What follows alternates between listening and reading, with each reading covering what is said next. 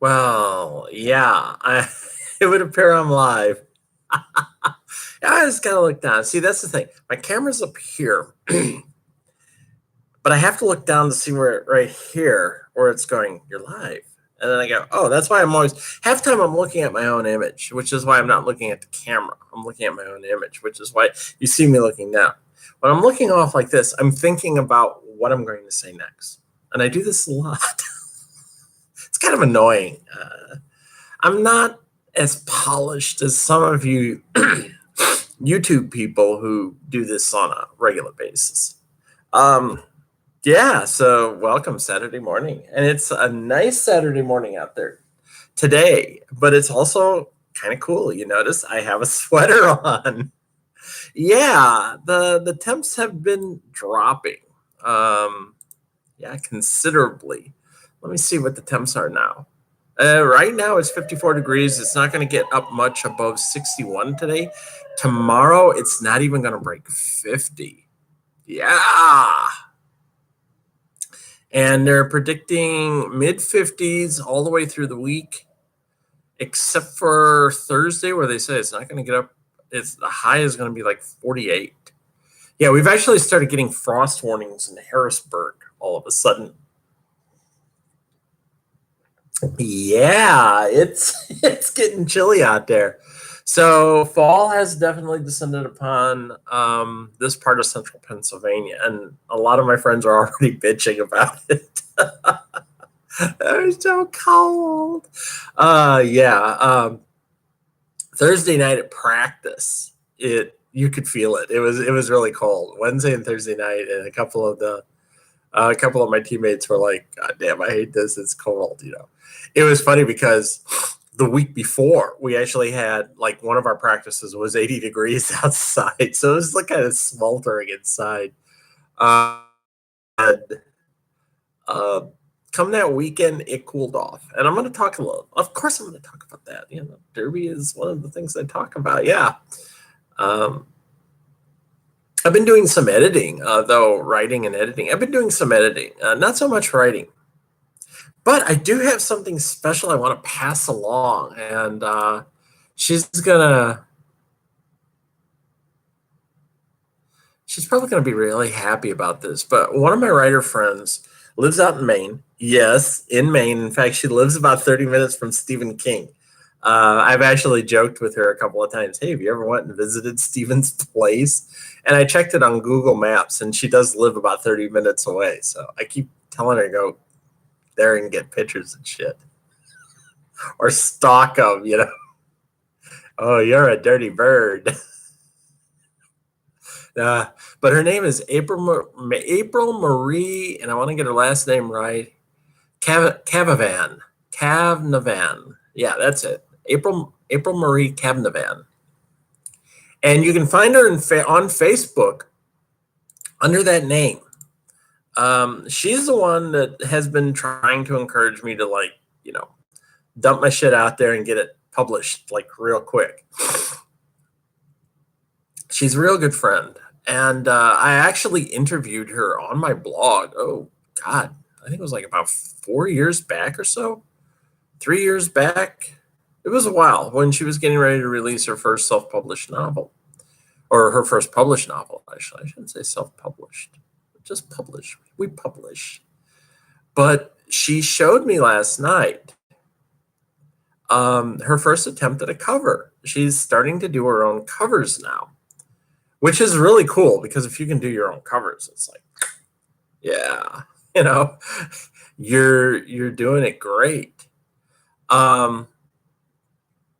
So she's showing me her first cover, and it was pretty good. I actually liked it. I told her, this is a decent cover. It really is. I mean, compared to some of the stuff I've seen out there, I don't think it would end up on like the bad covers page. It was pretty good. So she said she's thinking of starting to do this as a sideline. And the way she was talking, the covers would actually be pretty affordable. I mean, we're talking like maybe $50 a cover, maybe 100. She was talking about, and believe me, $100 for a decent cover, that's nothing. It really isn't. It really is not. $100 for a decent cover is not bad. The cover I have on Her Demonic Majesty, I actually ended up paying $250. And the person basically told me that because we were friends on Second Life, she was cutting me a real deal. Like, it was a quarter of what she would have normally charged me. So, for that cover, she would have charged me $1,000 normally. Yeah. Yeah. Even then, I was like, holy shit. I had absolutely no freaking idea. So there you go. That was $1,000. Wow. $1,000 freaking. Yeah. For a cover. So April is going to start getting into the cover business. And if you're on Facebook, most of you should be, I think. But if you're on Facebook, look her up. And I'm going to let her know that I'm plugging her. One of the things I told her I would do today and tomorrow, is I'm going to write up the specifications, because I got rid of them. There's one somewhere out there for the first act of the first novel, but I'm going to write up the specifications of what I would like to see for the first 3 covers for A for Advance. I'm going to send them to her and see if she can do them. And she says she really kind of wants the challenge to be able to see if she can do it, because, that's kind of how she rolls.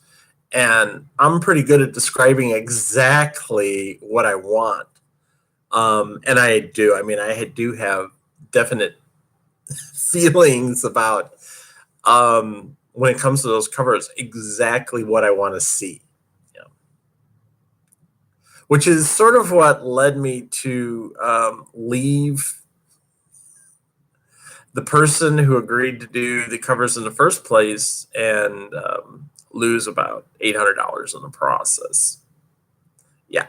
Because after a year, she finally told me I can't do the covers the way you want me to do them. And I'm like, okay. And again, that was my fault. The lesson to be learned there is when you're buying a cover, half up front. And if you don't like the cover, you don't pay the rest. That's it. You get what you pay for, or you move the fuck on. But yeah, half up front. So I'll see what I get out of this. And actually, if she delivers the covers and I like them, I'll show you what they look like in the blog. Yeah, I think it'll be a good deal. Yeah. I think it'll be a very good deal. So, I'm hoping this works out for her. And I know some of you are authors. I know some of you are on Facebook. You can take a look. I know some of you already have people who do covers for you. But if you know any of us struggling authors out there who don't have a lot of money and are looking for good quality covers and want to help her out, give her a ring.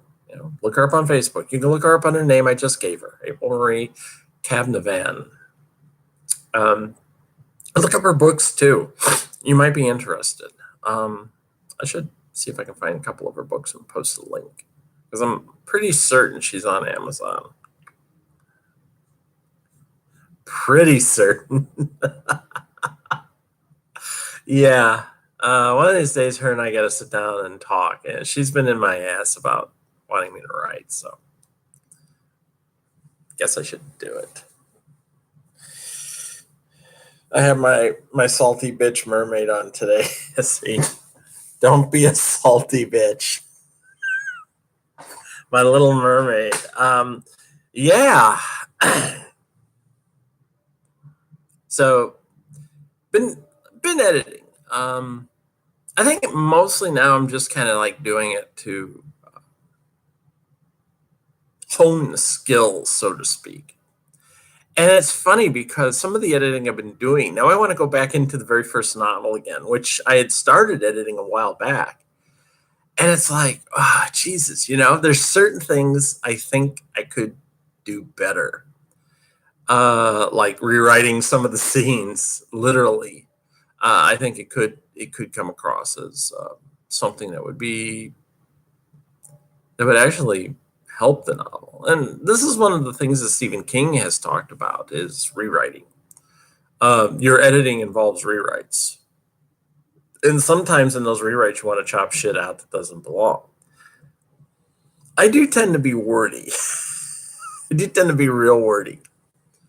But I always feel like everything that's included is needed. But I know that there's some stuff in there I just kind of ramble on. I noticed going through some of my old novels, there were areas where I just parsed words out. And then other areas where there wasn't enough description to tell you what the hell was going on.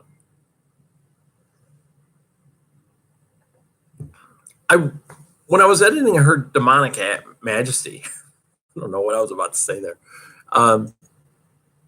I had a friend a few years ago who told me that basically I would have to completely rewrite it these days.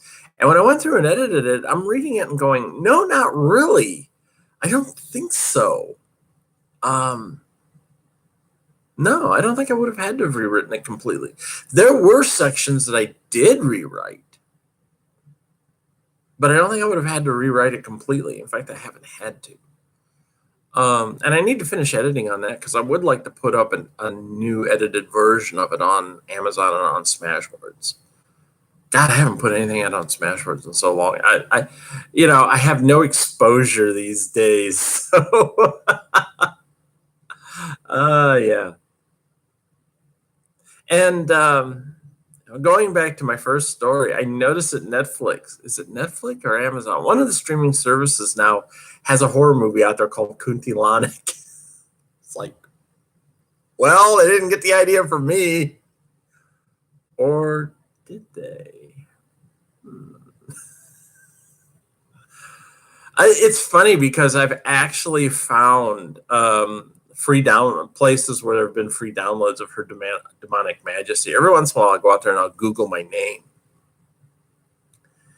And I found like 3 or 4 sites that had, Her Demonic Majesty on there. And I needed to actually do a DCMA on them and tell them take it down because you guys are infringing upon my copyright. So I think that's something I'm going to do tomorrow. I'm going to find those locations and file a DCMA notice with them. Take that shit down. It's really funny because it's like you find it and you go, really? Someone's giving this away for free? It just makes you wonder. Yeah, there's assholes that do that. Yeah. They just take like any novel off of Amazon. And I guess this is something you need to do on a regular basis. Is like every 2 or 3 months, Google your name or Google the novel and see if it's being given away for free. And then just go, DCMA takedown time here. Get rid of it. So there you go. I don't know it'll do any good. And in fact, it's not like I'm making a gazillion dollars off of it anyway. So I say that like I should have made some. How much did I make? I would have to say altogether, I probably made about $100 selling Her Demonic Majesty. $100, yeah. Published author. There you go. Yeah. So yeah, I'll let April know. She may be getting some inquiries because I'm pimping her. I put you on the street, honey. I'm pimping you out. Yeah, Jesus. I'm pimping you out, baby. So, what else? Well, Derby. This has been a really busy week for Derby. Let me tell you. Oh, yeah. My first Dutchland bout was last Saturday after my last video. I had to go out to Dutchland, do the Derby thing, do the filming thing.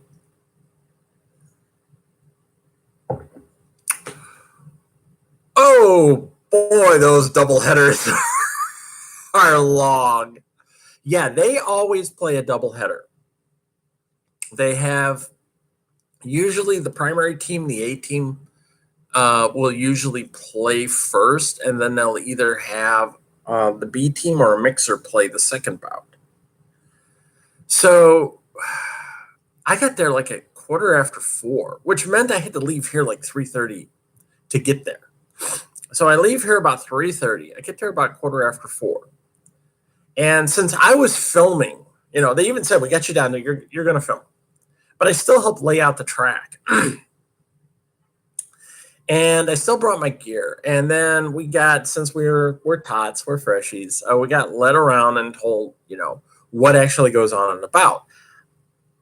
I mean, I had already been doing this for a year, but I didn't say anything. I just okay, I'm going to go along with the rest of them. I'm not going to be an asshole and in front of my coach go, I've been doing this for a while. I know what goes on at bouts. But the way they do stuff is different. So, and where they set up and everything, I just wanted to see. So that's what I did. I just went along and went with them and listened to the coach. And a couple of times I opened my mouth.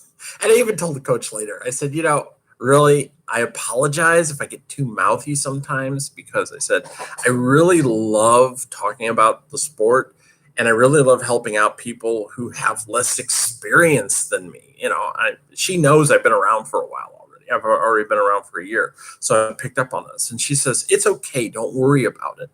But I said, if I start to get a little too mouthy at times, just stop. Just pull me aside and go, enough. Don't do that. I said, I won't take any offense to it. And I think they kind of know at this point that, I'm much better as a skater than the people that are in the program now, but I'm still not certified. So I'll get there. But, I'm going along with what's going on in the program because, you do.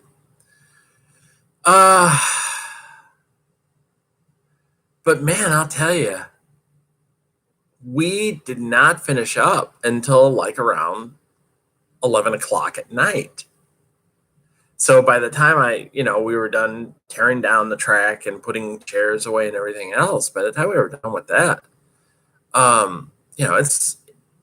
it's around 11 o'clock. So by the time you get home, it's close to midnight. And it was. I was tired, because I had to stand the entire time.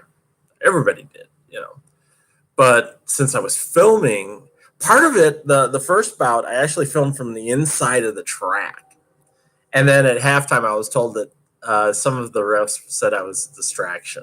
I think it was some of the refs were worried they were going to hit me, run over me. And I was keeping an eye out for them.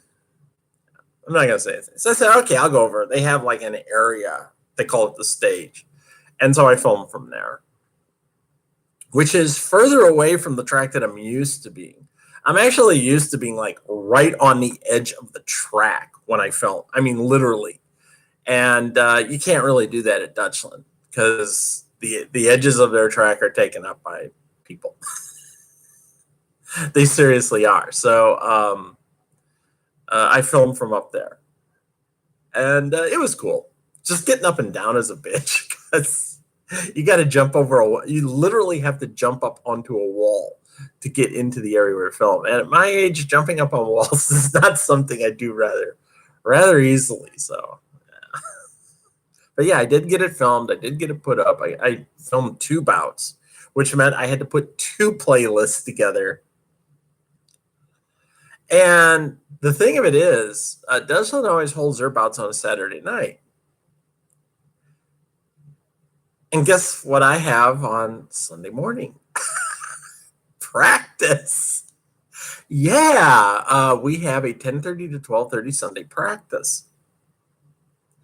So I came home. I went to bed probably a little after midnight. And I got up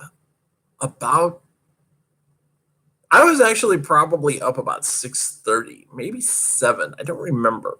I think it was around 7. And got ready because what I did was I drove down to Lancaster. I'm getting better at pronouncing the name. And had breakfast at a place called Rachel's Crepes and Cafe. which is in downtown Lancaster.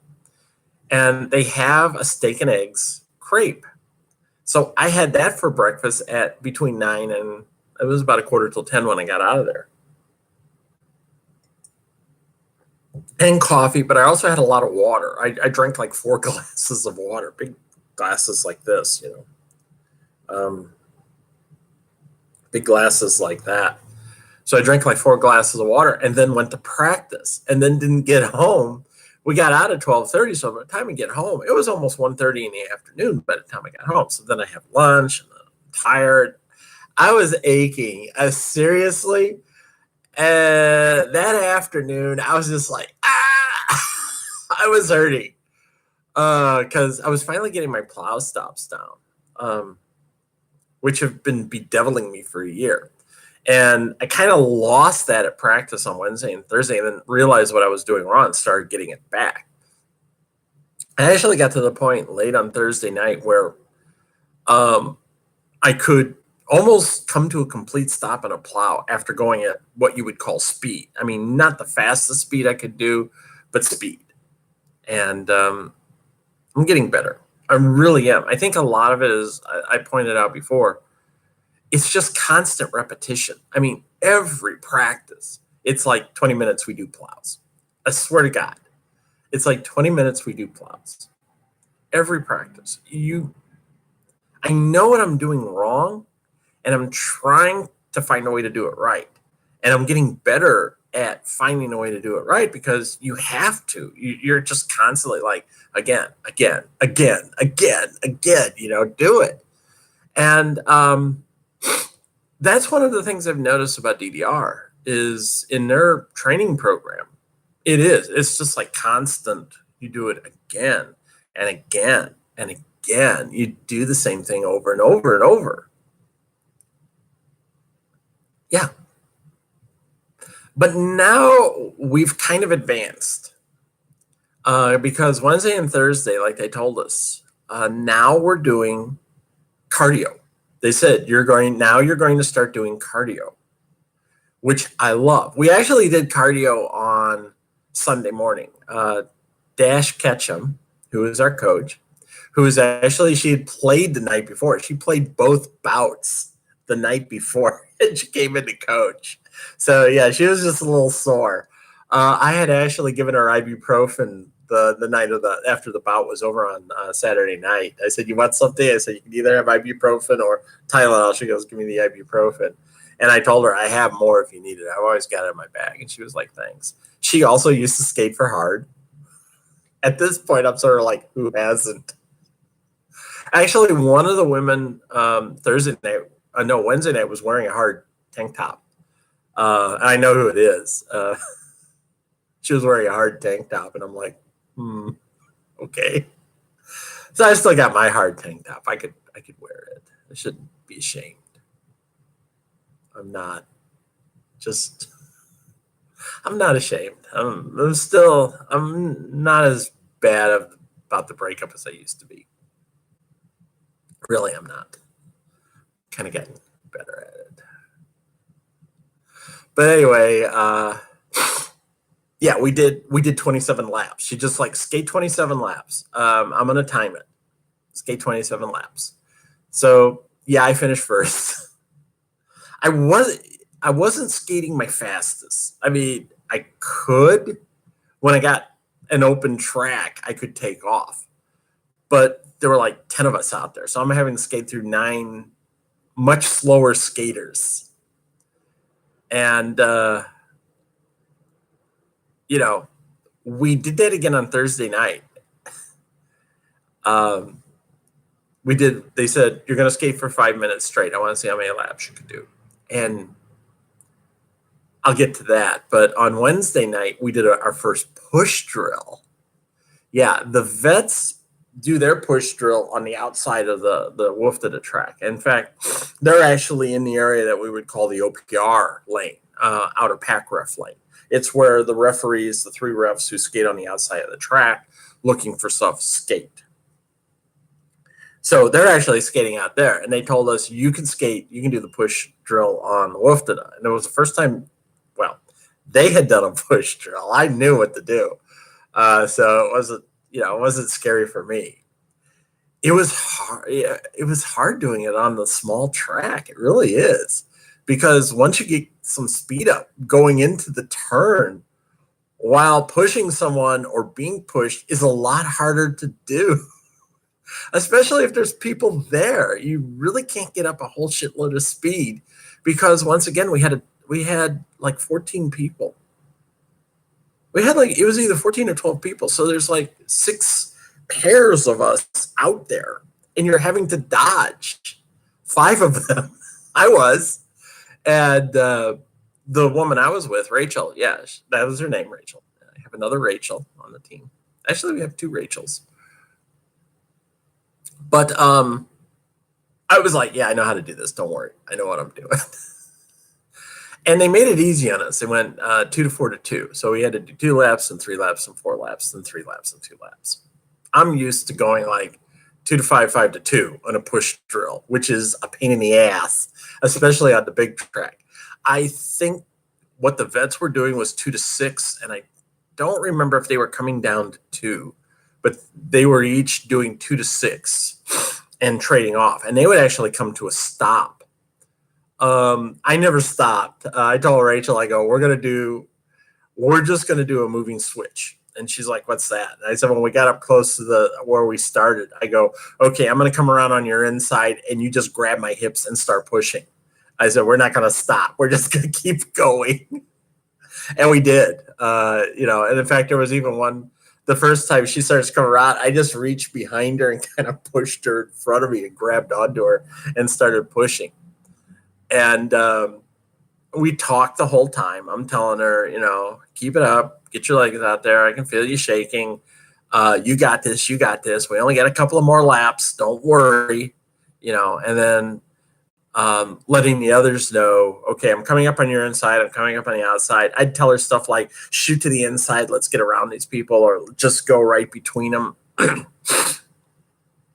Constant communication. In fact, that's what they're actually listening for that. The coaches and the others are actually listening for you to say on your outside, on your inside.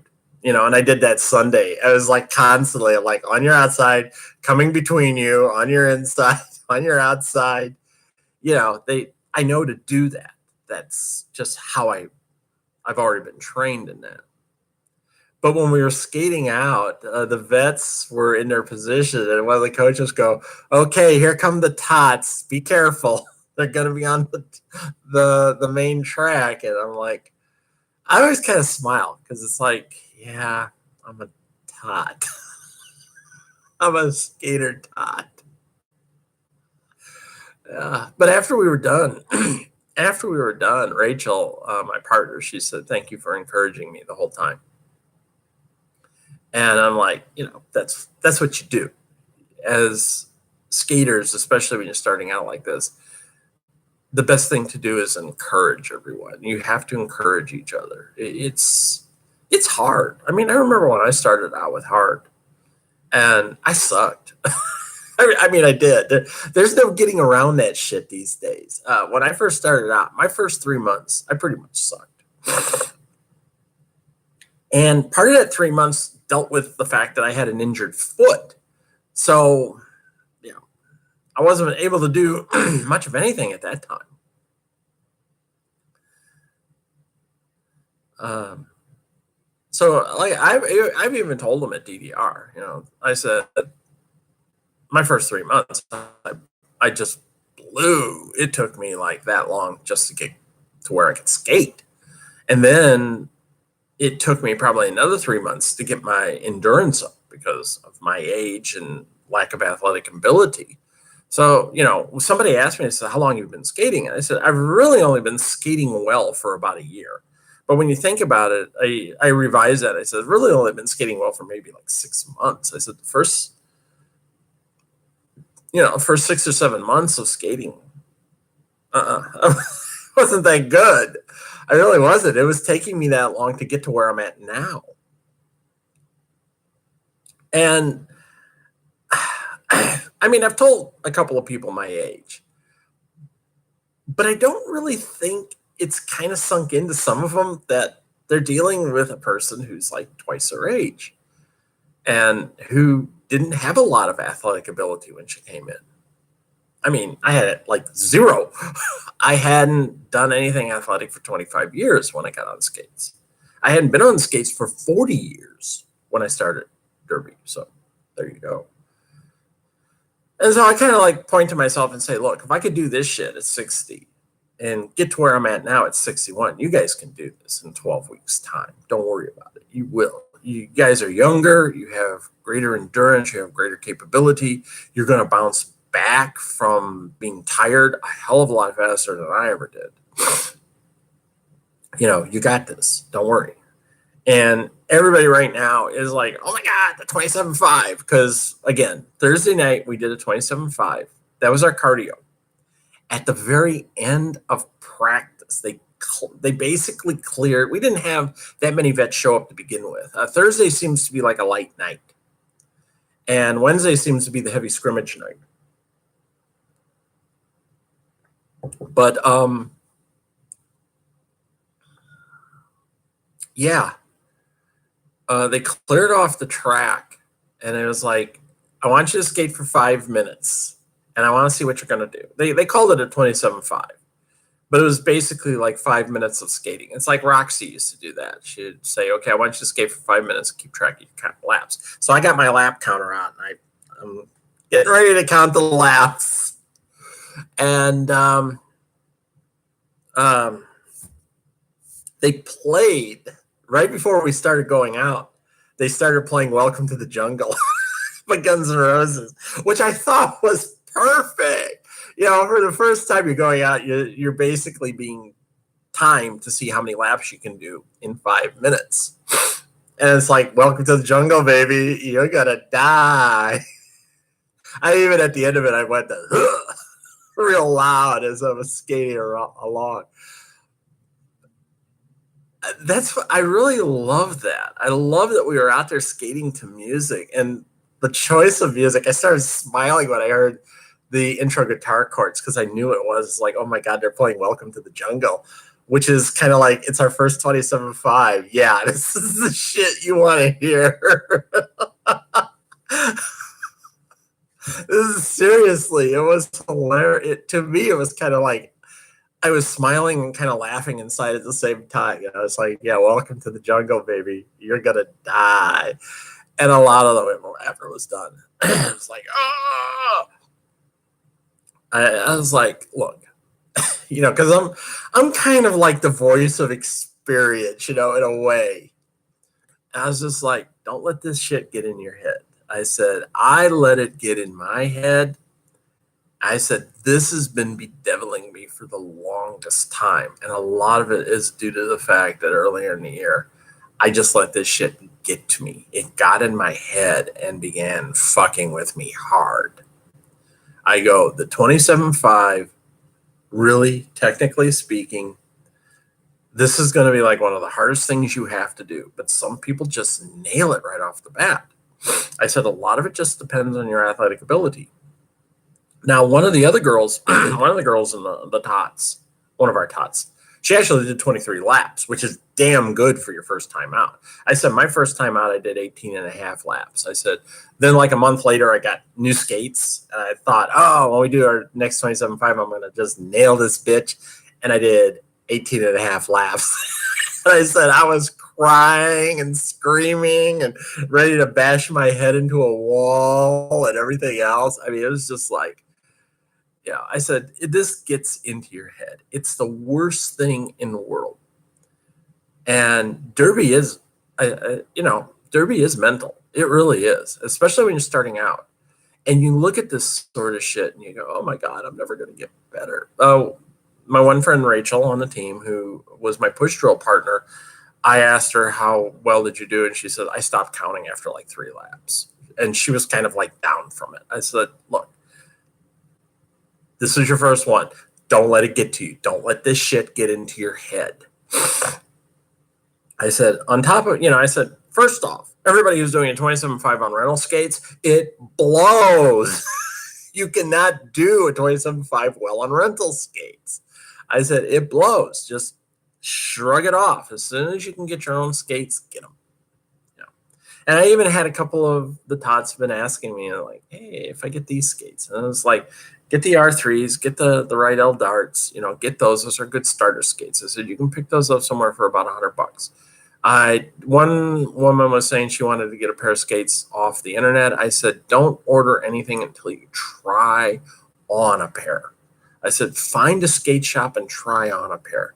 I go, be that person who's like, okay, maybe I'll come back, maybe I can come back next week because right now I don't have the money or something like that. And once you know your size, go ahead and order them off of Amazon, I had one woman was asking me about everything I had on my skates, and I told her, and she was like, how much did it all cost? And I was like, $260 for the boot, $100 for the wheels,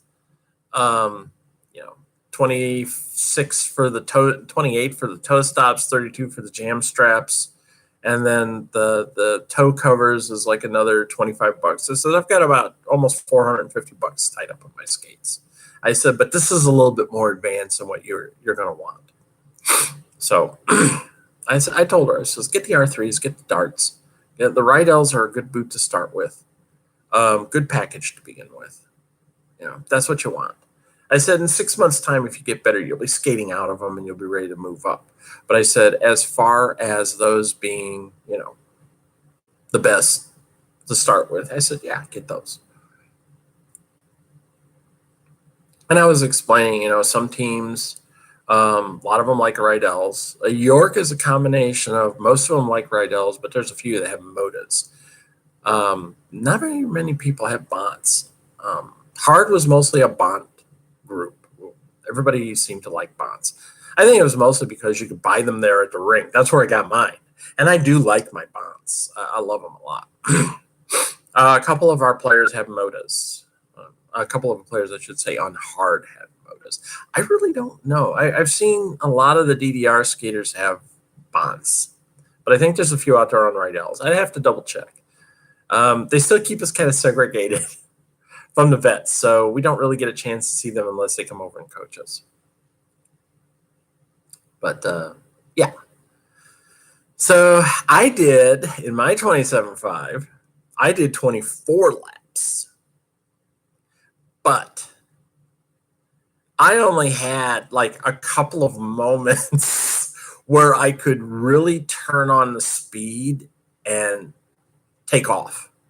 And yes, in those instances, I was doing crossovers the whole way around the track, as much as the way around the track as I could, until I hit traffic. And then I had to kind of slow up and weave between, or I would skate on the very outside of the turn to get around people. I actually clipped one skater. Yeah, I was coming around real quick and I kind of clipped her, and she didn't go down, but I was thinking, oh my God, yeah, I could have knocked her on her ass. And I think I almost clipped a second skater. So I was having to kind of watch myself, and I was slowing up, considerably. Or I'd be in traffic and I would just like coast through the inside of the turn because I didn't want to like lock skates or something with somebody who was close by, doing a crossover. But I did exactly 24 laps. They were calling the time just as I was hitting my 24th lap. And our coach that night was Sistine Shrapnel. I love that name. And she told me, yeah, I saw you out there a couple of times when you were getting some good speed when you had the chance. And I said, yeah, I did 24 laps tonight. And I said, considering I was skating through traffic and I wasn't taking the diamond the whole way, I think if I had had the chance and I was out there on the track by myself, I probably could have bettered my personal best. I might have even hit 26 laps. I might have even done better than 26 laps. I like the feel of the track, and I really would like to try to do a 1 minute skate on that track by myself, because when we did it Thursday night, when they called 1 minute I had exactly 5 laps. And that's, again, skating through traffic. I had 5 laps. Well, if you're doing 27.5 speed, and I mean, I've worked this out because that's how I am. In 1 minute time, you're going to cover 5.4 laps. Well, I was just, 60 feet short of, 27.5 time. I was just, a half a lap is 90 feet. So I was about 70 feet short of 27.5 time. Skating through traffic. Yeah. I mean, really, when I look at that and I was like, yeah, 5 laps in 1 minute instead of 5.4. You're only 70 feet short. So I was about, when you really look at it, I was about 3.5 seconds off my lap time. So instead of skating like less than 11 seconds, I probably did the lap in about 14 seconds. I was averaging about 14 seconds a lap. I'd have to check it out. I don't know what my average is for 24 laps. And see, now you're gonna make me check. Yeah, I'm gonna do this. Yeah, 300. So I did 300 laps. 300 seconds is 5 minutes. Divide that by 24 laps. I was averaging 12.5 seconds a lap. Yeah. 12 seconds is 27.5 time. So there you go. Yeah, 27.5 time is 27.5 time is exactly 12 seconds a lap. So I was just off of 25.5 time. And let's see, 5 laps divided by 60 seconds. Or it should be 5. Actually, I was averaging 12 seconds a lap. When I hit 5 minutes, when I had 5 laps exactly at 1 minute, I was doing 12 seconds a lap through traffic. That's what makes me feel good, is that if I was doing 25.5 time through traffic, because I want to say there were a dozen of us Thursday night, easily. There were a dozen of us Thursday night. Maybe 10. But still, I'm having to skate through 9 other skaters. 8, really, because she was doing 23 laps. So you've got 8 other skaters that you're basically like trying to get around. And you don't want to run them over and kill them. But 8 to 11 other skaters, 8 to 10 other actually. And you don't want to run them over. So, and there were a few times when I actually did like come right up to a near stop to get around or through someone. So I felt actually pretty damn good that I got 24 laps. I even told Triathlon, I said, yeah, this is one, I haven't had a lot of cardio in the last 3 or 4 weeks. 2, I was skating through a lot of traffic. And 3, I haven't done a 27.5, a legit 5 minutes of skating in maybe 2.5 months. I mean, my last 27.5 was about 2.5 months ago. And at that time, I did like, it was a 5:20. I was 25. I broke 25.5. And I told her, and I said, I think if I'd been out there by myself, I could have done a hell of a lot better. I do get better push-offs on this track. It's funny because, and it seems like it's always the same way with me. When I do my first crossover, it's kind of lame. And I think that's because I know I'm not getting down into the proper stance to get a good crossover. And then after that, I start like lowering myself a little bit and begin really pushing off. And like Ruby Wrecker once told me, why aren't you doing it from the start? If you know you got to get down in that stance to get the good crossover. Why aren't you doing it from the start? And she's right. It's like I should come off the line like that. So when I do that first crossover, I got a good push off. So that's something to try the next time. Like I said, I really would like to do a minute of skating, doing crossovers to actually see what kind of time I'm getting on the track. To see if, like, if I skate like 5.5 laps in 1 minute, I'm going to be like, yeah, because at that point you are breaking 11 seconds a lap. That's what I want to do. Yeah, break 11 seconds a lap. And if you can do that, for at least 3 minutes, if you can get your time down to like 10.5 seconds a lap for the first 3 minutes, you kind of got the 27.5 in the bag. Yeah. Yeah, you do.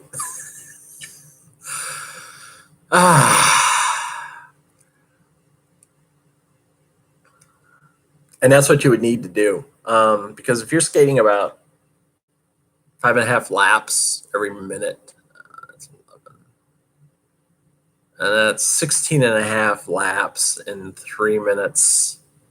And then that's going to be 22 laps in 4 minutes. And then that's going to be 27.5 laps in 5 minutes. You will break that fucker. You will do it. I'm close. I feel it. I'm really close. Probably the first time they let me do a legit 27.5 by myself. I'm probably not going to get it, but I am going to break my personal best. I am going to break that 5:20 record. I know it now. I mean, I really do. I do know that I can do this. The very fact that I'm able to now get out there and do crossovers all the way around on a lap, that makes me feel good. That's why I want to see if I can actually do it for a minute like that. If I can do nothing but crossovers for a minute of skating, just do it. The other thing that happened is now they're letting us actually say you have to be out on the track by 9:15. Me, I'm always on the track by 9, before 9 actually, and they're saying now you can actually go out and warm up with the vets. We can actually go out on the width of the track and skate around. I've been actually, before we start, I've actually been going on the outside of the track, skating around, warming up. And we did rolling warm-ups Thursday night on the track, where you're rolling and you're rolling your arms and you're kicking your leg and you're moving your ankle around and stuff like that, which is stuff that I'm actually used to doing. So, but it feels good doing it again. It really does. I love that. Yeah, baby, it's getting back to where it was at. I love it. So, actually, I'm going to kind of just a hangout this afternoon with some friends over in Carlisle, and then practice tomorrow. And I know I'm going to go to breakfast at Rachel's. And one of my teammates, one of the tots, told me she'll meet me there at 9 o'clock. I don't know if anyone else is going to be there, but I will put a notice out on our tot board. Say, I will be at Rachel's tomorrow. If you're interested in coming, be there at 9. So we can, do like an hour lunch, an hour breakfast, and then we'll go straight to practice after that. Yeah. I'm an instigator. I'm getting back into being kind of like Derby mom now, which I always liked. But yeah, I've had a couple of the tots, because I do transition stops all the time where I'll spin around and, use my toe stops to bring myself to a stop. And I've had a couple of it, like, I want to learn how to do that. And I said, well, in order to do this, you got to learn to open your hips. And they're like, yeah, I'm having trouble doing that. I go, well, then you're not going to be able to really transition well, to do it the way we want. I said, you're going to have to practice how to, open your hips. So, but I always like to point out, I learned how to do this from a world champion. That's what I did. I actually learned how to get your hips open and transition the way I do now from the time I spent with Lorraine Evans of Victorian Roller Derby League, who had won the world championship the night before. Only made it through 90 minutes of that practice. It was a 3-hour clinic, and I only made it through the first 90 minutes. But I asked her later, I said, I got to know. I said, one, did you dumb down any of that drill, any of those drills tonight? She's like, no. She goes, I didn't dumb anything down. You guys were doing what I've done. And I told her, I said, I only made it through the first 90 minutes. She goes, you made it through my Tuesday night workout. She goes, that's what we did the first 90 minutes. That's my average Tuesday night workout. So I was like, yeah. I didn't make it all the way through. And I actually heard from a couple of players, they said that clinic was really the most physically intensive clinic they had ever attended. It was really kind of tough. Yeah. So I felt pretty good. I made it through the first 90 minutes. I got heat exhaustion. Started going spacey, and they made me sit down after that. They made me lay down, actually, was what it was. And then they took my skates off. And it was like, yeah. Once your skates come off, that's it. It's like in football. Once they remove your helmet, you're on the ground and they take your helmet off, you're done. So if anything happens in Derby and they tell you take your skates off, that means that's the key word for you're done. Okay, once the skates come off, you're not lacing them back up. You're done for the day. Yeah.